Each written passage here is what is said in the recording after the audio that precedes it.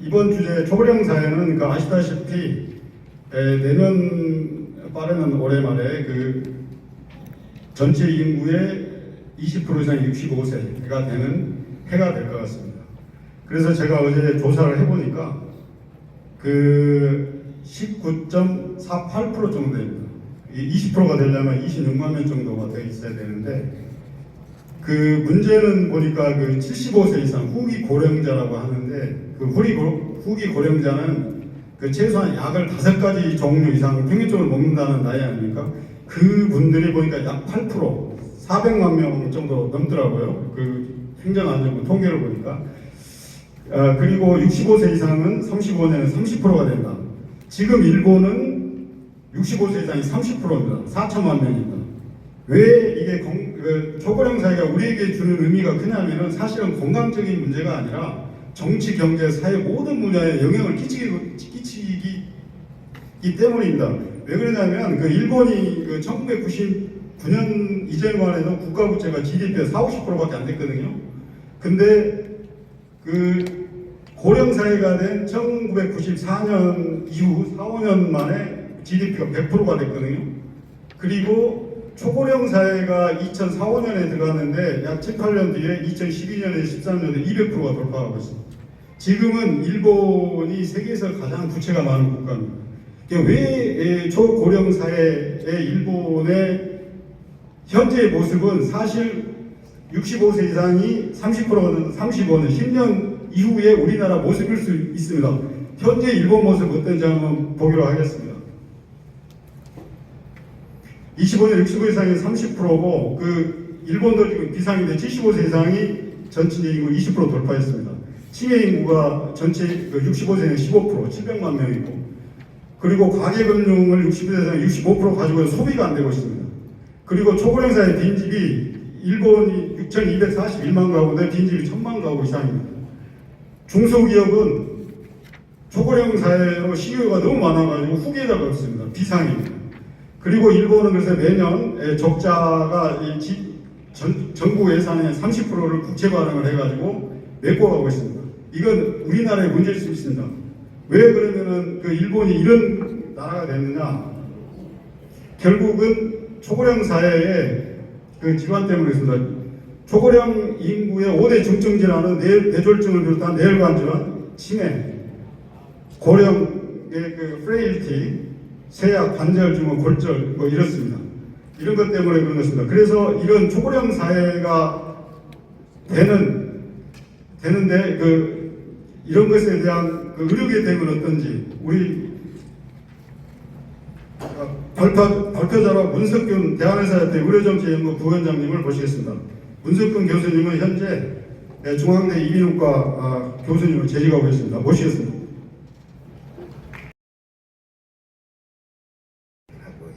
문석균이라고 합니다. 오늘 발표 기회를 주신 여러 선생님들께 감사의 말씀을 드리겠습니다. 제가 오늘 받은 주제가 초고령 사회 진입과 의료계 대응입니다. 실제 이제 저희 연구원에서도 이 관련된 연구들이 많이 진행을 하고 있고요. 또 대한의사협회 내에서도 TF가 꾸려지고 이거에 대한 대응을 지금 하고 있고, 오늘 제가 그런 이야기들을 좀 소개시켜드릴까 싶습니다. 제가 준비한 목차는 크게 5가지고요. 지금 현재 우리나라의 상황을 좀 들여다보려고 하고 있습니다. 그리고 그런 상황을 바탕으로 지금 정부는 어떻게 의료 돌봄의 정책을 하고 있었는지를 말씀을 드리고요.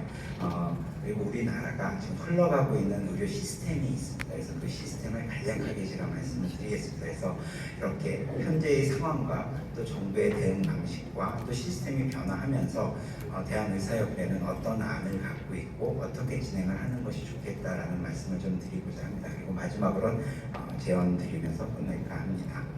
네, 초고령 사회로 들어간다는 얘기는 다들 들으셨습니다. 그럼 도대체 초고령 사회가 뭐냐? 정말 나이가 많은 거냐? 그렇습니다. 인구의 분류는 다양한 방법으로 분류를 하고 있지만 좀 쉽게 분류를 하자면 이렇게 나이로 분류를 하고 있습니다. 그래서 14세까지를 유소년 인구로 보고요. 64세까지 15세서부터 생산 가능 인구로 봅니다. 65세 이상을 고령 인구로 분류를 하는데요. 이 고령 인구를 고령화 사회, 고령사회, 초고령사회 이렇게 얘기를 나눕니다.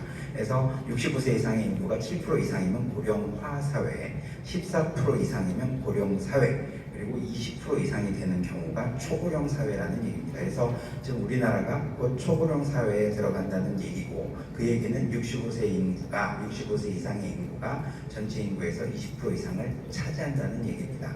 이 얘기는 곧 생산 가능 인구가 그만큼 준다는 얘기죠. 그래서 저출산과 맞물려서 굉장히 큰 문제다라고 생각이 듭니다. 좀 간략하게 보겠습니다. 한 25년도만 되면 인구의 한 20% 이상이 이제 초고령 사회가 됩니다. 그래서 다른 나라에 비해서 굉장히 급격하게 지금 초고령 사회에 진입이 되고 있음을 알 수 있고요. 세계 최고 속도입니다. 초고령화.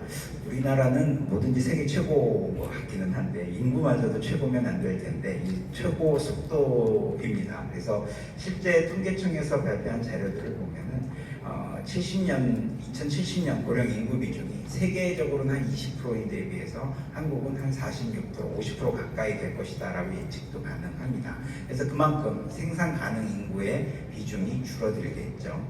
근데 이게 초고령 사회로 도달하는 걸 보면 예전에는 일본이 가장 빨랐습니다. 그래서 10년이라고 알고 있는데 지금 한국은 불과 고령 사회에서 초고령 사회로 넘어가는 게 7년이라고 지금 생각을 하고 있습니다. 증가하는 요양급여비라고 제가 그림을 그렸는데, 뭐 이건 초고령 사회로 들어가면서 의료 이용량이 많아지니까 요양급여비가 올라간다라고 생각할 수도 있지만, 실제 뭐 OECD 데이터들을 선생님들도 다 보시면 아시겠지만 우리나라가 그 의료 이용량이 OECD 국가 중에 1위고요. 그리고 병상도 1위입니다. 이제 그렇게 많은 이용량이 있다 보니까 초고령 사회와 더불어서 요양급여비가 급격하게 증가하고 있는 것을 알 수가 있죠. 그런데 병원과 요양병원 수는 오히려 감소를 하고 있습니다. 달라죠. 네. 그런데 다른 나라 상황을 좀 보면 아무래도 이제 다른 나라들은 조금 더 빨리 고령화 사회, 고령 사회로 진입해서 그런지 모르겠는데, 뭐 스웨덴이나 영국 같은 경우는 75년도에 벌써 이제 대책을 내놓기 시작을 하고 있습니다. 일본만 해도 94년도에 고령화 사회로 들어가면서 이제 준비가 시작이 됐는데, 우리나라는 미흡했죠. 어떻게 보면. 그래서 이제 17년도에 고령사회 진입이 되면서 이제 정부의 정책들이 나오기 시작을 합니다. 그래서 한번 좀 살펴보겠습니다. 전 정부 때 이제 추진했던 여러 가지 사업들이 있습니다. 대표적인 사업들이 크게 4가지 정도의 사업입니다. 1차 의료 만성질환 관리 사업, 그리고 1차 의료 방문진료 수가 시범 사업, 장기요양 재택의료 시범 사업, 커뮤니티 케어 선도 사업, 많은 이제 대표적인 이런 정책들이 전 정부에서 이제 추진이 됐고 현재도 진행되는 게 있고 마무리된 시범 사업들입니다. 내용들을 보시면 조금 분절적입니다. 무슨 얘기냐면 1차 의료 만성질환 역시 질환만 보고 있고요. 방문 진료 수가도 역시 질환만 보고 있습니다. 장기요양 재택의료 시범 사업도 이게 장기요양에서 1, 4등급으로 거동이 불편한 분들을 위해서 대상을 했고, 커뮤니티 케어 선도 사업도 이런 대상을 두었습니다. 그래서 실제 우리가 원하는 지역사회에서 토탈로 케어를 받을 수 있는 그런 정책이 아직은 없었죠.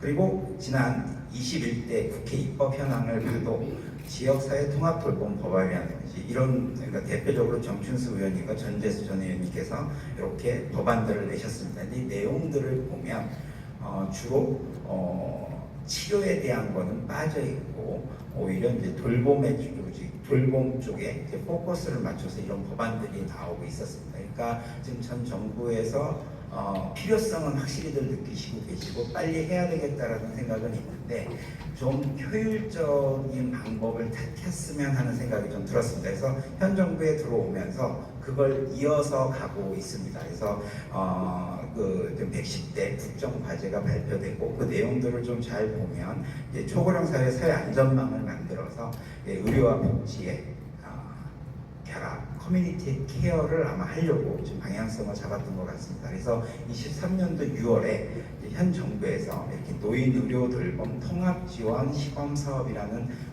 사업을 시작을 합니다. 그래서 이제 목표를 보시게 되면 의료와 건강관리, 돌봄 연계를 통해서 건강한 지역사회 노후 생활이 가능하도록 기본적인 의료 돌봄 통합지원 모델을 정립하고자 이 시범 사업이 시작이 되었습니다. 이제 분절적이던 사업을 합쳐서 좀 더 효율화시키고 그렇게 사업을 좀 진행하고자 하고 있는 겁니다. 그래서 지금 12개 지자체에서 선정이 돼서 시범을 하고 있고요. 대상자는 이게 건보공단 장기요양 데이터를 활용을 하고 있고 읍명동 행정복지센터에서 대상자 접수를 하고 있습니다. 그래서 전담 조직과 인력들이 만들어져 있고요. 이게 이제 다양한 방문 의료 보건 서비스라든지 요양 돌봄 서비스가 연계 체계를 갖추면서 진행을 합니다. 그래서 지역 사회에서 지속적으로 거주를 하기 위해 이렇게 방문 의료 서비스를 확충을 하고 돌봄 서비스까지 연계를 하는 사업이 지금 진행이 되고 있습니다. 한 정부도 이제 이렇게 통합으로 가야 한다는 마인드를 갖고 진행을 하고 있는데요. 이런 것들을 백그라운드를 생각하시면서 지금 현재 우리 의료 시스템이 어떻게 진행이 되고 있는지 좀 보겠습니다. 의료 전달 체계라는 것은 다들 많이 들어보셨을 겁니다. 1차, 2차, 3차 이런 체계를 가지고 있지만 지금 우리나라는 자유방위형 의료 이용 체계를 갖고 있기 때문에 이 의료 전달 체계가 효율적으로 돌아가지 않는다는 걸 아마 다들 이해를 하고 계실 겁니다. 그래서 이제 정부도 이걸 효율적으로 하기 위해서 이렇게 다양한 방법을 갖고 있고 의료계도 지금 이렇게 다양하게 의견을 내고 있습니다. 그래서 이번에 필수 의료 패키지 나온 내용들을 보면 회복병원이라든지 전문병원 이런 것들을 강하게 드라이브를 걸려고 하고 있고 산덕종합병원 같은 경우는 중증만 볼 수 있도록 많은 노력을 지금 하고 있는 상태로 흘러가고 있습니다. 또 하나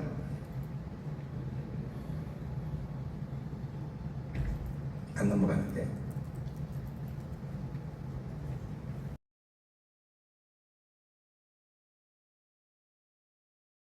이웃나라 일본, 아까 제가 사례로 많이 들었지만 세계 최고령사인 일본은 이전부터도 계속 확대해왔지만 최근에는 간호사의 진료 처방권 역할 확대. 일본 간호사들 현재 143만 명인데 최근에 보니까 일본 신문에 보니까 오사카의 응급실에 환자가 왔을 때 1차 스크린을 간호사가 하고 그 간호사의 보고를 의사가 받고 이게 제대로 진료를 했느냐 안 했느냐를 분류를 해서 진료를 진행을 해서 의사의 업무 분담을 좀 덜어주는 그런 역할도 하고 있습니다. 좀 상세한 초고령사의 간호사 역할 확대에 대해서 이주열 남서울대 보건행정과 교수님의 발표를 듣겠습니다. 네, 반갑습니다. 지금 수고의 이주열입니다. 마지막 발표이고요. 그리고 제게 주어진 시간은 15분이고 최대한 한번 압축해서 말씀을 드리도록 하겠습니다. 앞서서 발표하신 문석경 교수님과 큰 흐름은 같은 방향이니까 제가 중복되는 부분은 생략하고 진행을 하도록 하겠습니다. 제가 지금 전체적으로 설명드리려고 하는 내용은 죄송합니다. 네. 현재 우리나라 초고령화 사회를 대비해서 우리가 의료 체계를 어떻게 바꿔야 되냐라고 하는 부분, 그리고 의료와 요양과 돌봄을 어떻게 하나로 묶어갈 것인가에 대한 게 기본 내용입니다. 우선 발표에 앞서서 미리 말씀드리고 싶은 것은 초고령화 사회, 다시 말씀드려서 어르신들, 노인들이 많은 사회는 시설 중심의 관리가 아닌 지역사회 중심의 요양 돌봄이 중요하다라는 게 핵심입니다. 그리고 이 지역사회 요양과 돌봄을 담당할 인력으로서 간호 인력이 필요하다라는 것이고요. 간호 인력은 간호사와 간호조무사를 의미한다라고 이해하시면 될 것입니다. 그래서 간호 인력이 이코어로 간호사는 아니라는 말씀을 말씀드리고 발표를 시작을 하겠습니다. 현재의 상황입니다. 문석경 교수님께서도 간략하게 전달 체계에 말씀드렸는데 저는 노인 의료와 관련되어 있는 부분을 잠깐 설명을 드리겠습니다. 보시는 것처럼 우리나라는 기본적으로 급성기 의료기관 체제입니다. 이 만성질환 중심의 체제는 최근에 1차 의료기관을 중심으로 해서 준비를 하고 있지 아직은 체계적인 시스템이 없고요. 여러분들이 아시는 것처럼 노인 그러면은 아마 요양병원을 생각하실 겁니다. 요양병원과 요양시설 이 두 가지가 있는데 요양병원은 건강보험에 적용을 받고요. 요양시설은 복지시설로 노인장기 요양보험에 적용을 받습니다. 그래서 지금 이렇게 혼용되어 있는데 우리는 아직은 노인 중심의 의료 체계는 미흡하다라고 하는 게 핵심 내용이 되겠고요. 자, 그러면은 요걸 이해하시기 위해서 현재 언론이라든지 사회적으로 계속 키워드들이 나오고 있는데 위에 보시면 의료 서비스, 요양 서비스, 돌봄 서비스, 통합 서비스 이런 용어들이 나오고 있습니다. 조금 전 제가 설명드렸던 것처럼 요양 서비스와 돌봄 서비스는 그동안 의료의 영역은 아니었습니다. 복지 쪽의 영역이었고요. 다만 최근에 여러분들이 아시는 것처럼 간호간병 통합 서비스라고 하는 이야기를 들으셨을 겁니다. 지금 요양병원을 중심으로 시범 사업을 실시하고 있고 급성기 병원들은 이미 몇 년 전부터 시작을 하고 있었던 부분입니다. 그래서 간호와 간병, 다시 말씀드려서 요양 돌봄을 통합해서 운영하겠다라고 하는 기본 방향이기 때문에 전통적으로 병원에서는 의료 서비스 중심이었습니다. 그래서 이런 틀에 대해서 좀 이해를 하셔야 될 것 같고요. 아래쪽 그림을 보시면은 아까 우리 전체적으로 좌장님께서도 말씀하셨지만은 이 노인이 늘어나게 되면은 단지 의료 요양 돌봄만의 문제가 아니고 주거 시설 포함해서 사회 재반의 환경들이 바뀌게 되는데 우리 노인 특히 복지와 의료 쪽 관련된 부분들 제가 오른쪽에 현재 우리나라가 제공하고 있는 서비스에 대한 설명을 하고 있습니다. 제가 개인적으로 학자적 관점에서 볼 때 우리나라 사회보장 시스템은 굉장히 잘 설계되어 있는 나라인 건 틀림이 없습니다. 다만 작동하는 과정, 작동하는 기전들에서 일부 문제가 있긴 하지만 굉장히 체계적인 설계가 이루어졌다는 것은 다시 한 번 더 말씀을 드릴 수 있습니다. 자, 이제 전체적인 내용을 이렇게 했고요. 앞서 말씀드렸던 것처럼 초고령화 사회가 되면은 아래쪽을 보시면요. 시설 중심이 아닌, 제일 아래쪽에 보시면 시설 케어라고 되어 있습니다. 그렇죠? 그 다음에 왼쪽이 지역사회 거주 기반 케어라고 되어 있는데 우리는 그동안 시설, 의료기관, 그 다음에 복지시설 중심이었는데 노인들은 이동이 쉽지가 않습니다. 결국은 내가 살고 있는 거주지 중심으로 케어 시스템이 바뀌어야 된다는 겁니다. 그래서 지난 정부에서는 이거를 실현하기 위해서 커뮤니티 케어라는 것을 시작을 했습니다. 2017년도, 2018년도부터 시범 사업을 했는데 지난 정부와 현재 정부의 차이점은 뭐냐 하면은 지난 정부는 우리가 과거 유럽형을 벤치마킹하는 과정에서 복지 중심의 커뮤니티 케어였습니다. 아시겠지만 영국이나 유럽은 기본적으로 NHS 시스템입니다. 무슨 말이냐 하면 주치의제라든지 기본 의료 시스템이 부상 의료 체계를 가지고 있습니다. 여기에서 복지 시스템을 얹은 거죠. 우리는 의료가 민간 의료이기 때문에 기본적인 의료 시스템이 안 된 상태에서 복지 시스템을 가지고 커뮤니티 케어를 하려고 했던 겁니다. 여기에서 문제점이 발생이 되어서 이번 정부에서는 조금 전 문석균 교수님께서 발표하셨던 것처럼 이제 복지 플러스 의료를 강조하는 시스템으로 가고 있는 것입니다. 어쨌든 핵심은 시설 중심에서 지역사회 중심으로 체계를 바꾼다라고 하는 부분입니다. 널싱홈, 우리가 흔히 요양시설이라고 표현하는 것은 시설입니다. 이 시설 부분을 상당히 줄여서 지역사회 거주지역으로 가져가겠다는 게 이거는 세계적인 흐름이고요. 이제 전체적으로 현재 우리나라 의료 체계가 가지고 있는 문제점은 앞서 제가 간략하게 설명드렸던 것처럼 이 노인 중심의 의료 체계가 아니라는 거죠. 단순히 급성기 질환의 의료 체계가 갑자기 노인들이 증가하면서 요양과 돌봄이 의료와 함께 묶여야 되는데 이런 체계가 마련되어 있지 않다는 겁니다. 쉽게 말씀드리면 병원에서의 다양한 내 건강과 관련된 정보가 요양시설에 연결이 안 된다는 거죠. 조금 전 문석균 교수님께서 마이 헬스웨이를 설명하셨는데 마이 헬스웨이는 병원 간의 정보를 공유하겠다는 거고요. 이것도 지금 시범사업 단계에서 전국에 85개 6개 병원밖에 참여하고 있지 않습니다. 핵심은 어르신들의 병원에 대한 건강에 대한 정보가 요양시설이라든지 여기서 함께 볼 수 있어야지 의료와 요양과 돌봄이 이루어질 수 있다라는 이제 이런 부분이 필요하다라는 게 지금 현재 시스템이 가지고 있는 문제점으로 제가 지적한 내용이고요. 이제 또 하나가 병원에서 퇴원했을 경우 이 퇴원 환자에 대한 체계적 관리가 필요한데 잠시 후에 다시 설명을 드리겠습니다만은 여기에 현재 우리나라는 방문 간호 사업이라고 해서 4가지 유형의 사업 형태를 가지고 있습니다. 이거를 좀 더 활성화시킬 필요가 있다는 게 제가 여기 말씀드리려고 하는 핵심 내용인데 이 부분은 잠시 후에 다시 설명을 드리도록 하겠습니다. 이제 이 부분입니다. 지금 현재 가정으로 찾아가는 아까 전주시 사례도 사실 여기에 조금 유사한 부분인데요. 기본적으로 지금 보시면은 노인 장기 요양 방문 간호 서비스가 있습니다. 그러니까 장기 요양에서 요양보호사를 집으로 부를 수가 있고요. 또는 여기에 따라서 간호사들이 이 센터에 소속된 간호사나 간호조무사가 가정으로 가서 치료를 할 수가 있게 되는 게 있고요. 그 다음 오른쪽에 보시면은 병원에서 상급종합병원 중심으로 해서 dob성이 병원에서 가정간호 사업을 하고 있습니다. 매우 미약하긴 하지만 병원에서 이제 퇴원 환자 가정으로 찾아가는 시스템인데요. 이 두 가지와 그 다음에 조세 방식으로 하고 있는 주로 이제 보건소 중심의 방문 건강관리 사업이 있고요. 또 하나가 지난 정부 행정안전부가 우리가 추진했던 주민센터, 쉽게 말해서 동사무소에 간호사를 배치해서 복지팀에 사회복지사와 간호사와 함께 활동할 수 있는 이런 시스템을 갖추고 있습니다. 여기에서 하나 문제점은 기본적으로 의료법에서는 간호사는 의사와 지시 없이는 독단적인 행위를 할 수 없도록 되어 있습니다.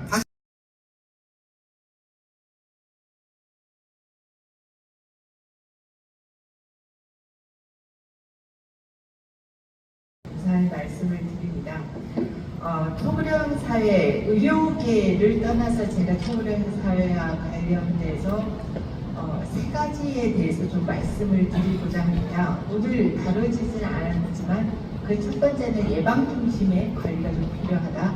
두 번째 경우에는 실질적으로 질병 중심이 아닌 하나의 노세의 관점에서 바라볼 필요가 있다. 세 번째는 이제 신의료 기술의 도입의 필요성입니다.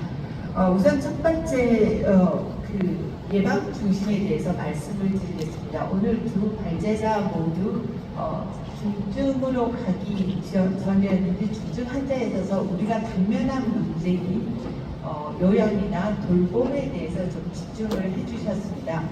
근데 저희 학교 때도 이렇게 항상 계획은 예방 중심이라고 했는데요. 실질적으로 우리나라가 초고령 사회로 급격히 전환이 되면서 사실은 이 빠른 시간적인 것 때문에 요양 돌봄이 중요해지지만 사실은 예방적 치료가 같이 다루어져야 될 것입니다.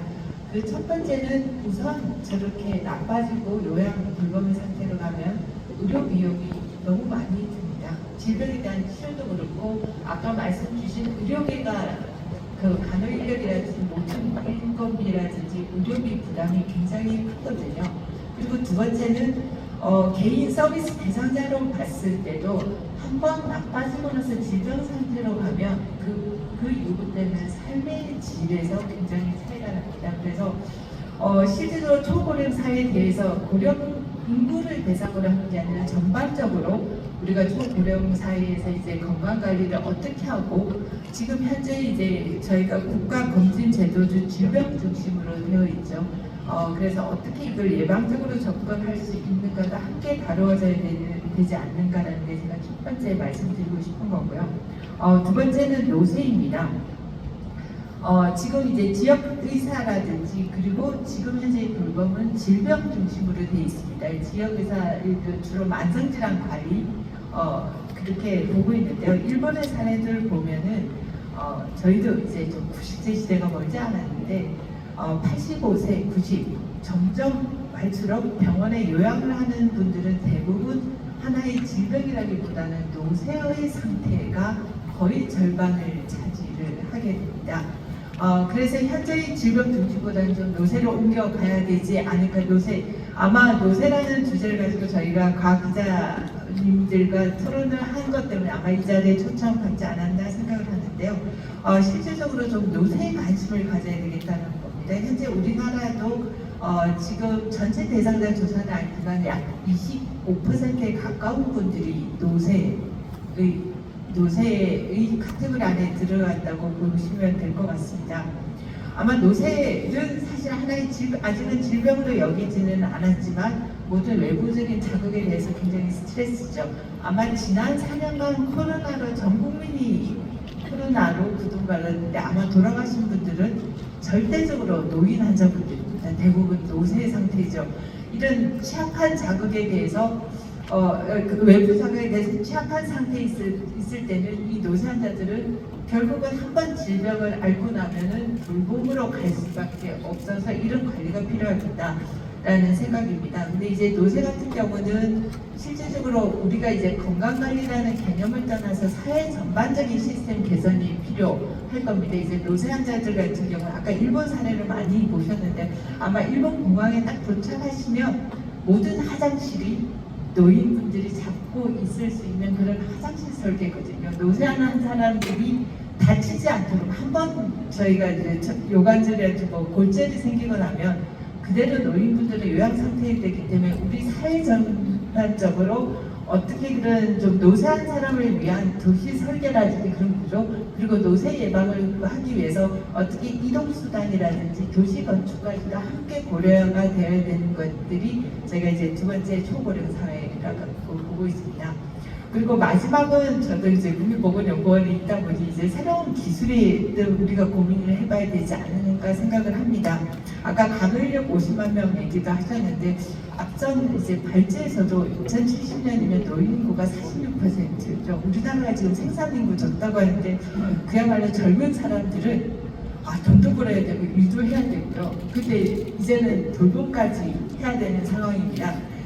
이것들이 지금 당면한 현재의 기술로는 의료인이든 간호인력이든 사람에 집중이 되어 있는 게 사실입니다. 근데 이제 저희의 인구 구조를 고려를 하고 지금 기술 발달 수준을 할 때는 새로운 뭐 디지털 기술뿐만이 아니라 로봇 기술이라든지 이런 돌봄 케어에 대한 신의료 기술이 좀 접목이 될 때가 되었다고 보고 있습니다. 이제 일본 같은 경우도 굉장히 이런 돌봄 로봇이라든지 미리 사전 건강관리라든지 이런 신의료 기술들을 많이 도입을 하려고 하고요. 우리나라에서도 최근에는 이제 이런 산업에 대한 좀 지원들이 있지만 실제적으로 우리 한국 성향에 맞는 또 저희가 디지털 강국답게 이런 신의료 기술들이 좀 도입이 같이 고려가 돼야 되지 않을까가 이제 제가 세 번째 드리는 말씀입니다. 오늘은 과학 기자 대회죠. 앞서 발제 제가 다 참석은 못했습니다. AI 시대라고 합니다. 뭐 기자님. 얼마간의 그러니까 생명이 얼마나 연장됐고 추후에 그러니까 삶의 질이 얼마만큼 증대됐고 이런 걸 얘기해야 되잖아요. 그런데 그런 게 없고 어떤 게 선거였냐면요. 재택의료로 병원에 입원하는 기간을 30일 단축하면 600억 원을 줄일 수 있다. 이게 성과였습니다. 돈을 줄이는 게 재택의료의 성과로 가장 큰 성과로 발표됩니다. 왜냐면요, 일본 미쓰비시 종합연구소의 적인데요. 2040년이 되면 지금 상태로만 유지해도 의료비와 간병비가 802조 원 들고요. 그런데 그때 조달할 수 있는 일본의 돈은 595조 원. 그러니까 해마다 200조 원이 넘는 돈이 마이너스예요. 감당할 수 없는 거예요. 그래서 이 돈을 어떻게든 줄여야겠죠. 그래서 나타난 게 일본 재택의료는 90일이 넘으면 쫓겨납니다. 네, 이거 누가 얘기했냐면 일본 도쿄의대 교수님이 말씀하셨습니다. 그리고 공공 재활의료는 좀 싸요. 본인 부담금이 한 달에 한 185만 원, 200만 원 된대요. 그런데 좋은 데를 가면 한 달에 400만 원, 500만 원. 그러니까 초고령 사회에 진입한 일본은 노인이 누릴 수 있는 어떤 적용 이거를 확 낮췄죠. 최근에 75세 이상의 일반 진료비에 본인 부담금을 2배 올리는 정책을 했습니다. 제안을 드려보겠습니다. 여기까지 오늘 질문을 마치도록 하겠습니다. 감사합니다. 네, 두 번째 발표 준비해 주신 박대민 교수님이셨습니다. 최근에 제가 재밌게 본 상황은 심심한 사과를 드립니다라고 어떤 공직자가 얘기를 했는데 그걸 보고 어린 친구들이 사과하는데 뭐가 그렇게 심심하냐라고 얘기를 했다라는 얘기 들었습니다. 기성세대들이 하는 쓰는 단용어라든지 한자어 그리고 순우리말을 우리 어린 친구들 잘 이해할 수 없고, 그리고 우리 어린 친구들은 신조어에 대해, 어린 친구들이 쓰는 신조어에 대해서 우리 기성세대들 잘 이해하지 못하기 때문에 사람과 사람 간의 소통도 이렇게 쉽지 않은데 과연 인공지능은 어떻게 우리의 언어를 알아듣고 이해를 하는 것일까라는 생각을 해보게 됐었습니다. 잠깐 슬라이드 하나 띄워주시겠습니까? 예, 이거는 뉴욕타임즈에 실린 기사인데요. 냉장고 내부를 본 챗GPT라는 인공지능이 남아있는 재료를 가지고 할 수 있는 요리 레시피를 제시를 한 겁니다. 이걸 본 순간 저는 이제 냉장고를 부탁해라는 예능이 생각이 났었고요. 언젠가는 인간 셰프와 그리고 인공지능 셰프 간의 어떤 대결을 한번 기대해 볼 수 있지 않을까라고 생각했었습니다. 그리고 더 나아가서는 인공지능이 만드는 어떤 TV 예능 프로그램은 인간 작가가 만드는 것보다 더 얼마나 경쟁력이 있을 수 있을까라는 궁금증도 들었던 것 같습니다. 그렇다면 과학 저널리즘을 포함한 우리 미디어 환경에는 어떤 변화가 느끼셨겠지만 29시 하셨습니다. 왜냐하면 제가 발표 자료를 이 사전에 받아보고 좀 깜짝 놀랐어요. 약간 이렇게 아차 후회를 했거든요.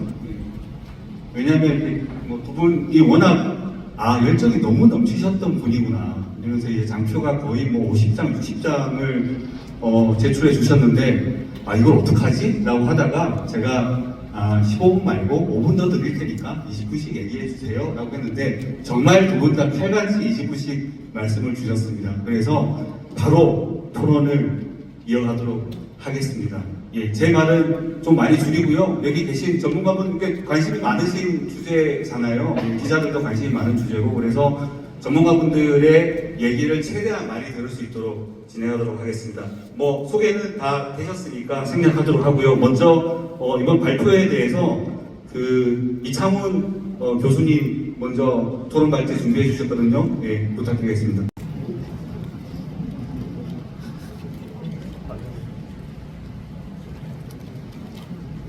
자, 과연 어느 분께서 선물을 가져가실지. 먼저 첫 번째 분입니다.